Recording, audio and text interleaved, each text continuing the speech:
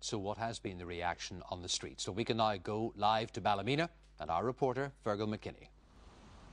Thanks, Paul. Well, Ian Paisley was brought up here in Mount Street all those years ago. We have two reports. In a moment, Niall Donnelly. But first, Ivan Little has been speaking to people in Paisley's heartland. The news of Ian Paisley's departure yesterday evening came too late for the editor of the Ballymena Guardian, Maurice O'Neill, a one-time next-door neighbour of the DUP leader. The paper, which is published by the Alpha Group, owned by former Unionist MP John Taylor, hit the streets yesterday morning. Maurice O'Neill says the recent controversies over Ian Paisley Jr. and the DUP's renting of an office in the town played their part. I don't think you need to be a prophet to say he must have been pushed. There was a degree of pushing to some extent there that made him go when he did, I think. I think what the town is waiting to see, first of all, is, when will he pack in North Antrim? Who will succeed him? Will Ian Jr., if he is the candidate, will he be fighting Jim Allister? On the streets of Ballymena, it was clear the normally united Paisley stronghold is today divided. We did love him, and now we feel so let down. That is, let the Ulster people down. Let Ulster down. It took a lot of courage to do that, and he did it. I think Northern Ireland is probably a better place today than it was. Ian will be hard to replace, I would say. What other direction could he have went? So I think by going in, he helped to secure Northern Ireland. No, I don't think it was pushed. Not if he...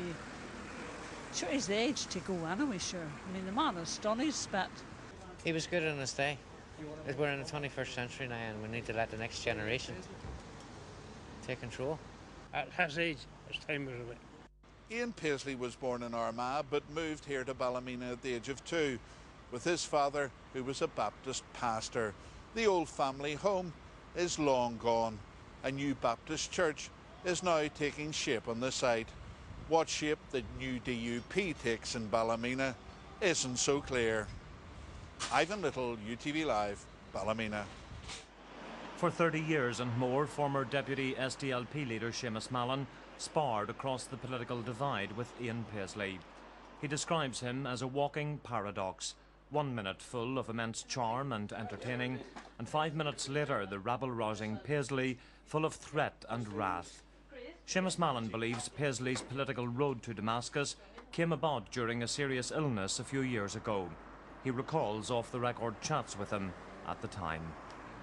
The whole thrust of his discussion was what he might do before he left this world. Now, I don't use the term atonement, but if I were to seek for a semi-religious word to describe it, it would be somewhere in that range. And I do accept, and I do believe, that at that period of time, he decided that he had to leave something behind him, not just the ranting, the raving, the waving of gun licenses, the very sectarian and bigoted speeches that he used to make.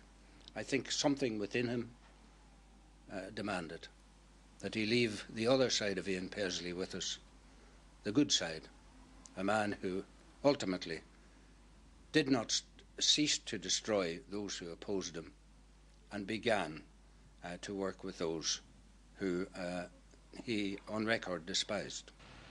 On the streets of Newry today, people had mixed views on Paisley's departure. Oh, I think he would be missed, yes. The whole family situation, I think, has left him, well, a bit embarrassed. Brilliant news.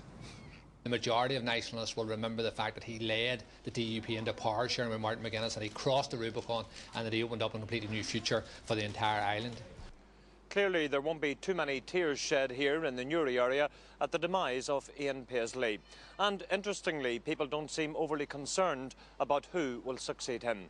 Perhaps a sign of the real political times in which we now live. Niall Donnelly, UTV Live, Newry. Well, for months Ian Paisley said that he would stay a full term, but in the end circumstances and both internal and external criticism forced his hand. But what will his departure mean for his party? In the history of Northern Ireland, perhaps there's been no vote-getter quite like Ian Paisley. Whether he scared them or wooed them, the DUP leader got their vote, and it eventually put him in the top spot in unionism. And just as he's arrived at the top of the hill, he's been pushed off. Most of his DUP Assembly members signing a petition of concern. The central message: go. A straw poll of DUP members at Stormont all independently agree on the circumstances, his age, the Chuckle Brothers image, Ian Paisley Jr. and of course the Dromore by-election. Singularly, none enough, but together all negatives, which meant that the bulk of at least the Assembly Party now wanted him gone. The heave began last August 2007, when there was a prospect of Gordon Brown calling a snap election. The question then was, would Ian Paisley stand for Westminster and be another 4 years an MP, by which stage he would have been 86 or 87. And suddenly they had to decide, is he going to be there? How long is he going to be there? And they needed answers. Now that's settled down in the autumn, but it started again in the last few weeks. Undoubtedly Peter Robinson will take the reins. None of the charisma of the big man. He polls well though in his own constituency, and he's a tough, no-nonsense style. His key strength, strategy. But he's got a difficult task, ensuring his party stays on top. The Dromore by-election showed the potential it has to fail. And of course the crude reality is that having served his purpose, he has been dumped and forced to jump before he was pushed. But the man who I suppose most of all was the architect of the product that Ian Paisley was selling is now most likely going to be the First Minister. So it's the product that's the problem. It's not the salesmen. Unless they address and change that, then I think they're continuing to head down the road of diminishing electoral return. And Fearghal is live in Ballymena. Well, Fearghal, 24 hours on, how would you sum up the impact of Ian Paisley's resignation, both on the party and on the future of the government?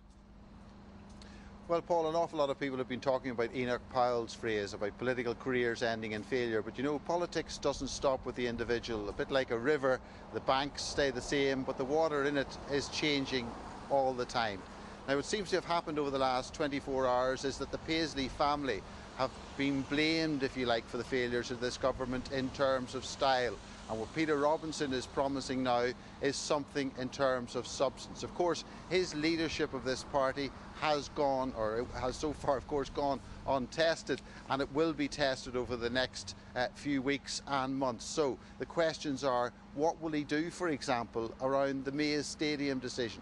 What will he do around the review of public administration? What will he do about that major issue, the transfer of policing and justice powers to Northern Ireland? All of those questions remain to be answered, and the answering of them will decide whether we will have political paralysis here or good, solid, working government. Fearghal McKinney live in Ballymena. Thank you. Well, you have been sending us your views to U.TV on Ian Paisley's decision to step down. And Thomas from Glengormley said, a sad day for politics. The big man took on a big job and did it well. He will be missed. Joan from County Tyrone said, if he had worked with the Ulster Unionists 10 years ago, unionism would be stronger and we would not have Sinn Féin in the Stormont executive. Archie from Downpatrick said, about time the old generation bowed out to make way for some new blood and fresh perspectives. Just some of the views that you've been leaving us on U.TV. In other news today, and in brief, a prisoner serving a life sentence is on